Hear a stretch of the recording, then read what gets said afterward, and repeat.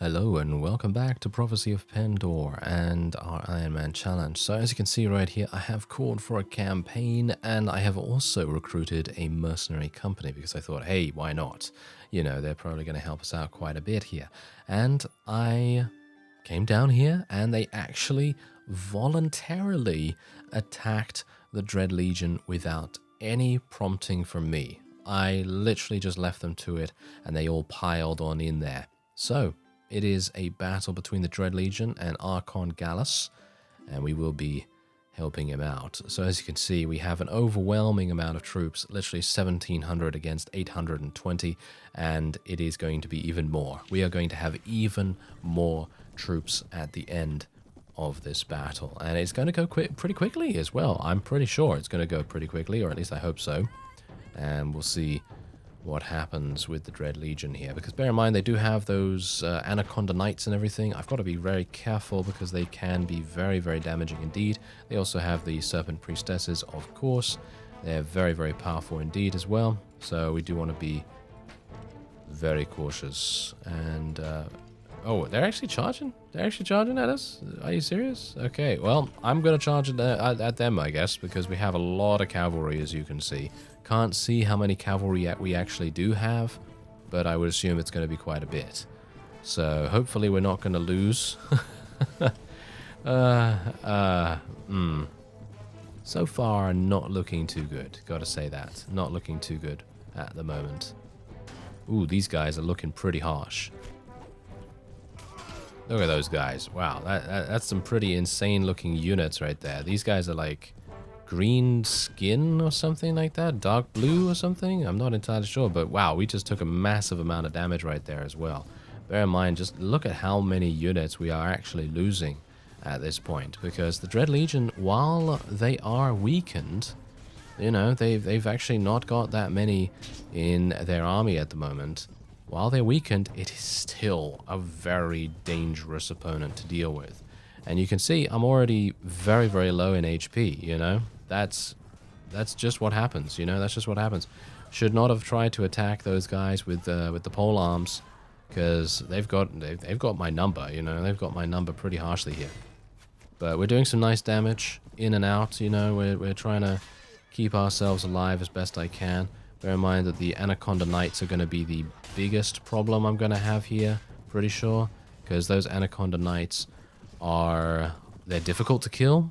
Well, I mean, maybe not so difficult. We just killed one, but yeah, they're pretty difficult to kill, and generally they're capable of doing a lot of damage. You know, they can do a lot of damage. I'm not entirely sure what happened with that attack. Okay, interesting. But we can take these out pretty easily. The Serpent Priestesses are quite lightly armored. I personally feel like they're not going to be that difficult for us to deal with in melee, so to speak. Because as you can see, look at that. I can do 130 damage to them, which is a lot. Even with the 117% speed bonus, some units in Pendor just don't take that much damage from me. And I don't know why that is, but just, you know, just how it is. Oh, Maltese. Maltese herself was eliminated right there. Very nice to see that. And now we are seeing even more Anaconda Knights coming in here. But bear in mind that we can suffer these losses. It is absolutely fine for us to take these losses because we outnumber the opponent by, well, basically it's a 2-to-1 kind of situation. So even if we do end up losing a lot of units in one particular battle, we can still continue the fight in the next round and not have too much to worry about. So let's see if I can maybe get out my bow here to deal with this guy. He seems to be kind of annoying. He's got a really nice shield as well, but there you go, we took him down. That's all we needed to do, so we can finally get these units that are just running around after some random unit back into the fight, because those guys are otherwise just wasting their time chasing after one guy. So hopefully we can kind of prevent that from happening in the future. Hello. I want to take this guy out if I can. No. Yeah, he's a bit problematic, but we got him. Alright, so the enemy now has 97 on the battlefield. We've lost 200. The enemy has lost about 100, as it is expected, you know, to lose that amount. But bear in mind that once we... You know what I'm going to do? I'm going to retreat. I'm going to retreat. Don't worry about this because my first aid from Anson is going to kick in. And it is going to enable me to come back onto the battlefield with an insanely large amount of HP in comparison to before. And then I should be much, much better off. As you can see, we've already lost 200 or so units, maybe even more than that, probably 250 or so units, and the enemy has only lost about 100. So this is going to be difficult, you know, it's going to be difficult. But look at this, I've got a nice amount of HP this time, and what's cool about this is that we are now in the battle with a different battle advantage, or at least I hope it is a different battle advantage. Maybe I'm not seeing that correctly, but we do have a pretty considerable numbers advantage right here, but sometimes that's actually not even making any difference. You know, sometimes it just means that you just end up losing more units than your enemy because they have more targets. You know, that sometimes happens. So maybe I can just do some damage here. Even if it's to some horses, that's absolutely fine with me. Don't really mind that so much because that means that they are going to have much less mobility. They're going to charge us once again. We're going to charge them as well. Going to put my archers on this hill over here because, of course, we don't want the archers just charging straight on in. But generally beforehand, I literally only had cavalry for the most part. Okay, we're going to do some damage. Got to be careful of these guys. They do have those polearm type weapons, so we have to be careful about them. These guys are going to be difficult to deal with. Dread Legion Infantry. I don't know how many of these they actually have. I don't think they have too many, but they have a lot of HP. We know they have a lot of HP, so they're going to be very difficult for us to deal with, potentially. So I'm hopeful that my archers will actually be able to deal with these guys. Are we doing okay? Yeah, I think we're actually doing much better than we were last time, but bear in mind that the enemy still has a huge amount of Anaconda Knights that we're going to have to deal with. This guy's going to go down, or at least I will hope so. Yep, there we go. Asp, yes, Asp Vanguard. Those guys are really good too. So every single time we can take one of those down, the better. Yeah, nice. We're actually doing quite nicely here. And maybe I can take him down. There we go. Nice. Just surgical strikes. That's what we're trying to do here. Just surgical strikes.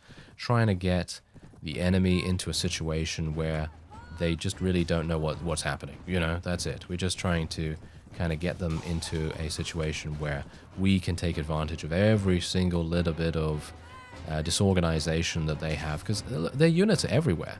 You know, their units are everywhere. They're just literally all over the place, not really knowing what is going on, and that is going to help us in the long run. I mean, look at these heretic minions. They're just throwing in their fodder now, which is perfectly fine with me. I'm very, very fine with that. Oh, these guys are devoured. Oh, okay. So they've been given different models this time around because, as far as I remember, the devoured used to be the same color as the other zombie kind of units from the heretic, no, actually from Igrim, the Devourer's party. So yeah, there's also that to think about. But look at my horse, dealing 55 damage to an Anaconda Knight. That's actually kind of crazy to imagine that they are capable of doing that. I'm going to tell my infantry to charge in here. Hopefully my archers are not going to get absolutely murdered by all of these cavalry running straight into them. Let's actually tell my archers to charge in. They're probably going to be able to eliminate quite a few of them by attacking them in melee. Don't want to get stopped. Don't want to get stopped here, that's for sure. Thank you. But we're doing pretty well. Yeah, we are doing much better than we were last time, so that's nice. Gonna continue to try and do hit and run attacks. A lot of our archers are taking massive casualties right now, but as I've said, if that happens, then it happens, and I can't really do much about it, because they're just going to charge straight on into them, and if my infantry are not there, then they're just running back from the reinforcement zone or something along those lines, and we're just going to have to wait for them. But if my archers can't handle one Anaconda Knight or something going into their ranks, then, maybe they need to train up a little bit more, I mean, that does sound a little bit callous, but it's true, They need to train up like like Leslie has. Leslie's an absolute beast. She's got like 9 in Power Strike and 8 in Iron Flesh or something like that. I just leveled her up before coming into this fight.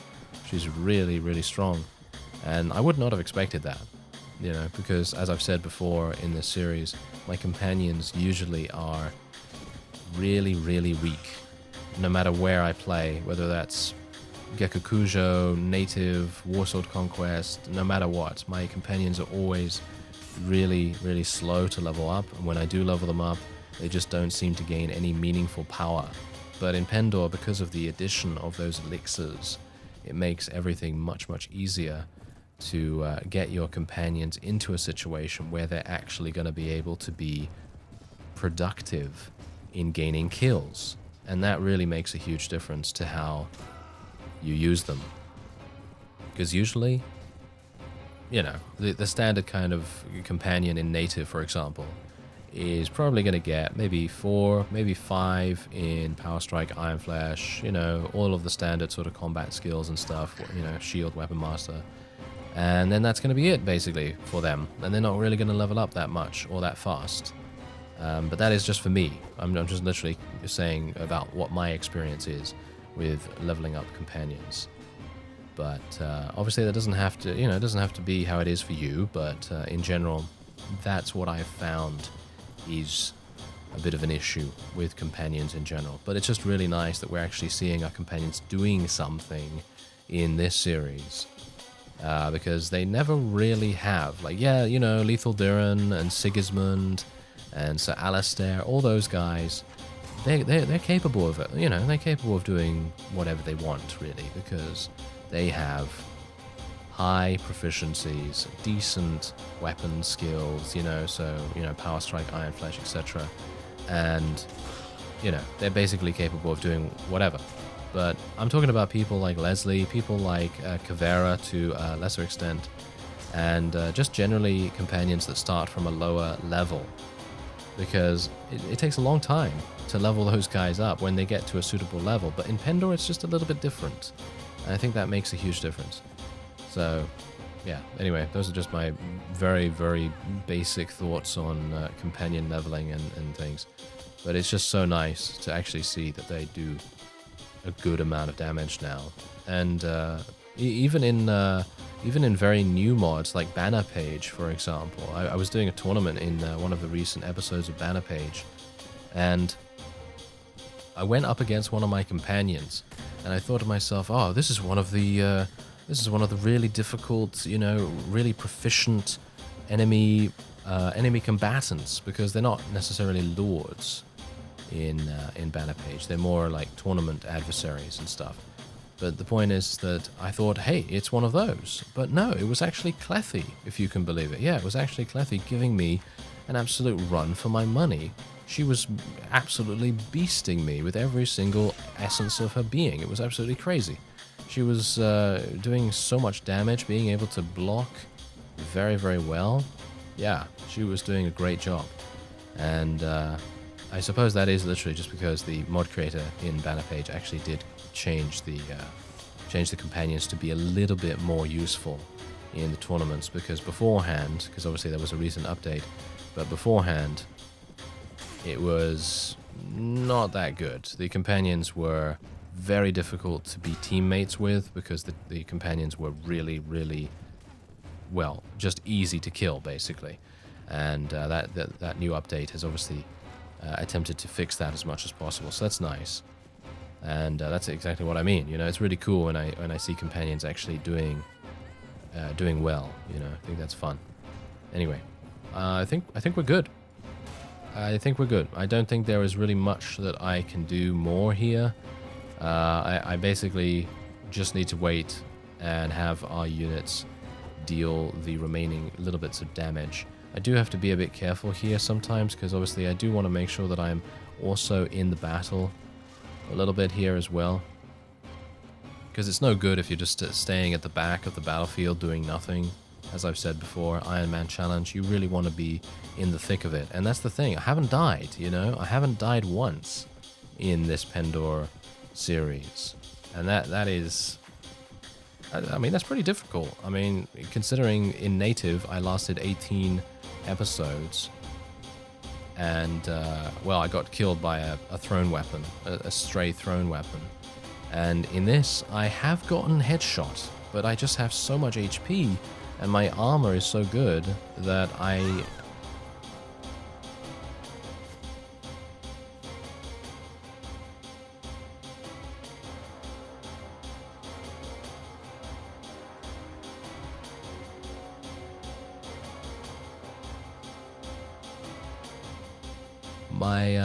armor is so good, and I just have so much HP.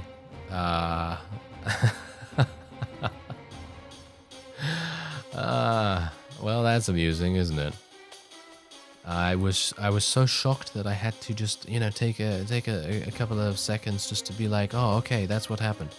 Because I was thinking to myself, yeah, we've got this pretty much in the bag, and I like to get involved in the fighting and stuff like that.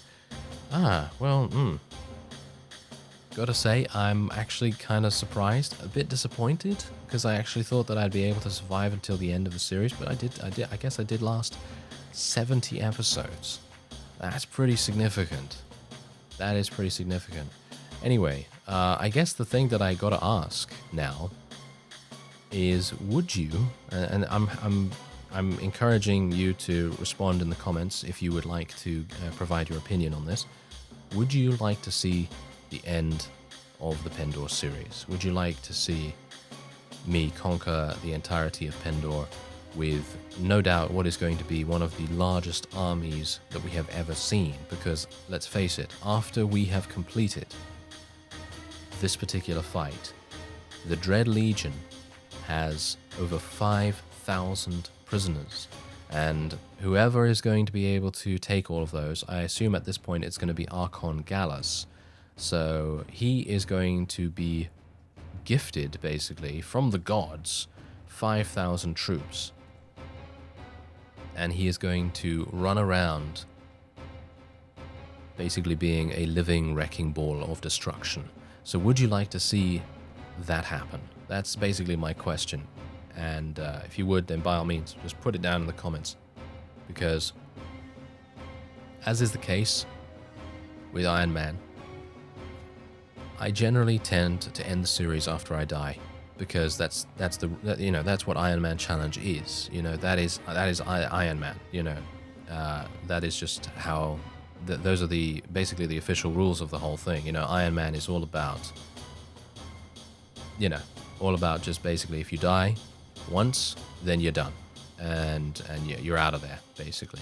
And obviously there are different variations of it, but that's generally the the popular opinion on and agreed upon rules to the whole thing. You know, because if you die, then that doesn't make sense. You're not the Iron Man, then, are you? Anyway, the point is that I'm done, and usually I would end the episode. I would end the series. But I personally would love to see what happens with the 5,000 prisoners, and I would also love to see how fast, with those 5,000 prisoners, we're able to win the game, basically. Because it's going to be insane. It's going to be so cool. So let's see what happens. But I find it kind of ironic and actually hilarious that I was speaking about being so survivable, and I was being so incredibly lucky to not have died, and then boom, boom, boom, thrown weapon from a Cobra warrior. Could you believe it? Could you believe it? No, you couldn't write it, could you? You absolutely could not write it. I was not ever in a million years expecting to be killed by a Cobra warrior. I thought to myself, yes, I'm going to die from one of those Asp vanguards, or I'm going to get killed by a Serpent Priestess, because the Serpent Priestess is just insane. You know, it's an insane unit. It's really, really powerful. Asp Vanguard's really, really powerful. But a Cobra Warrior? I mean, I've said previously in a previous episode, very recently, that Cobra Warriors are really not that good, you know? And I guess they heard me, and they were like, oh, we'll show him.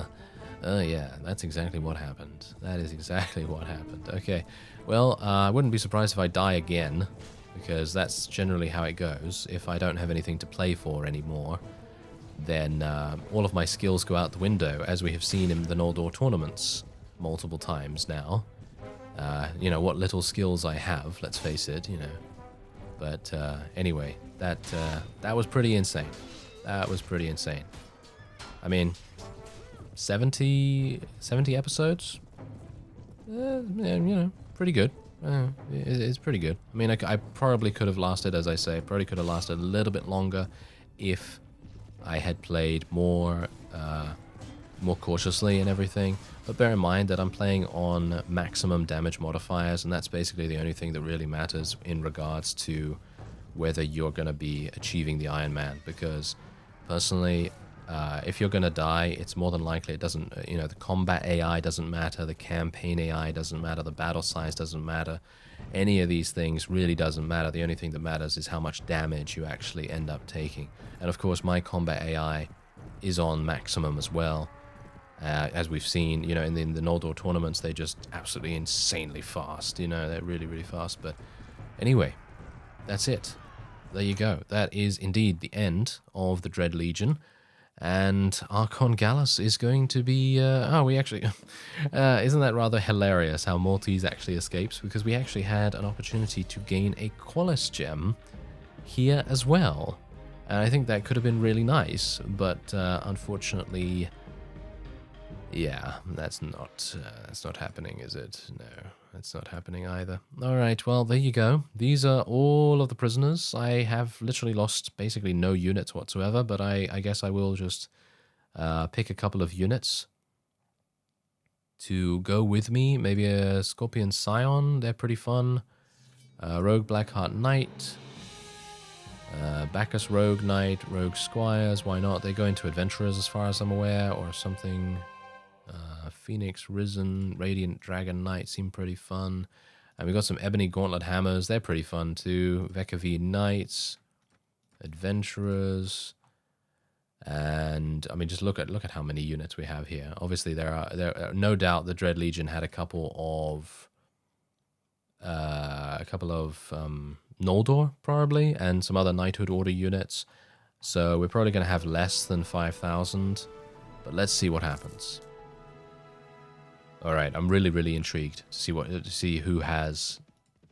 Oh, they split them. They split them.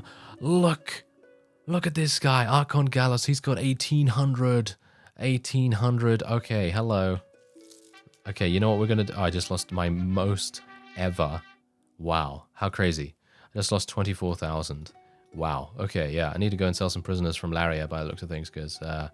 I do have a couple in there still. Oh yeah, Bacchus Empire were besieging Ishkomen, so yeah, I don't care. I do not care. You know why? You know why? Oh yes, you're going to see in just a second why I don't care. This is going to be a lot of fun, or at least I hope it is. Let's see whether it actually works, because there's 600 here. Where are my friends? Come on, friends. Here we go. Hello. All right, so let's do this. All right, so besiege, castle commander, your surrender, your situation. Oh, all right. They didn't want to. They didn't want to. They didn't want to agree to a surrender. I can't believe it, to be honest. I really can't believe that. I would have expected them to give up almost immediately. Let's actually ask them again. No, they don't want to. Okay, I guess if there weren't any vassals here, then we probably would have been able to force them to surrender, but there are vassals, so they generally tend to improve the morale of the opponent by a pretty significant margin. But yeah, we've got a lot of troops here, and these sieges are going to go pretty easy. Hey, you know what? You know what I'm going to try, actually, instead of this? I know I'm going to lose a whole bunch. But I'm actually going to try... Can I auto-resolve sieges? I'm actually wondering whether I can do that. Because if I... Yeah, I think I can, actually. Because if I auto-resolve the siege... Bear in mind, my morale is really low now as well. Because I haven't been able to get to a tavern. Because I've actually been speaking to the tavern keeper every so often to keep my morale up.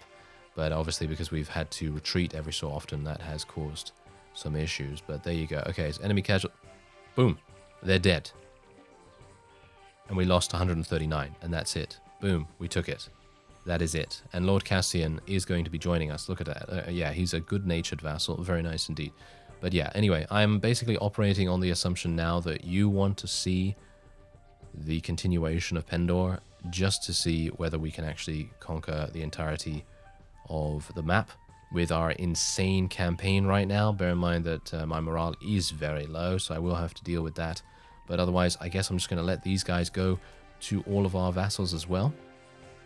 We are going to give this to Archon Othon, I guess. I'm not entirely sure.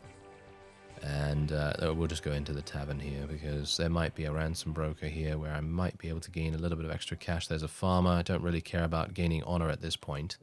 Okay, so yeah, let's just buy a little bit of morale just to maybe prevent ourselves from losing a little bit more as we travel elsewhere. But there you go. That is technically the end of Ironman. But if you would like to see more of Pendor, then by all means, let me know. And we will be rampaging through all of these fiefs, basically. Because beforehand, I didn't have enough troops to be able to do this. I wouldn't be able to just auto-resolve. Obviously, there are those particular fiefs that I might not want to auto-resolve and we should probably fight, but it would be kind of fun to see how fast it would actually be for 5,000 plus units. I don't even know how many we actually have, but we must have more than maybe 6,000, 7,000 maybe. So I'd like to see how easy it is for us to actually go through Pendor with that many units, because beforehand there would be no way, absolutely no way for us to be able to take all of these fiefs in one episode. I saw a comment, actually. There was a comment which was actually hilarious because it was someone saying that I could have ended the series like 5 episodes ago. And I don't know about you, but you've seen how difficult Pendor is, right? So you've seen me just take Cez with an auto-resolve win with like over 6,000 troops. Did not have 6,000 troops before. I had 1,700. And yeah, probably still could have won with an auto-resolve, but then I probably would have only been able to take maybe 2 fiefs or something like that. And there are, let's see here, 1, 2, 3, 4, 5, let's see, and all the castles, 6, 7, 8, 9, 10, 11, 12, 13, 14, 15, 16, 17, 18. 18 fiefs. Do you think I could have taken 18 fiefs in one episode of 20 minutes or 30 minutes or even an hour? No. No way. Thank you very much for watching, and I will see you next time.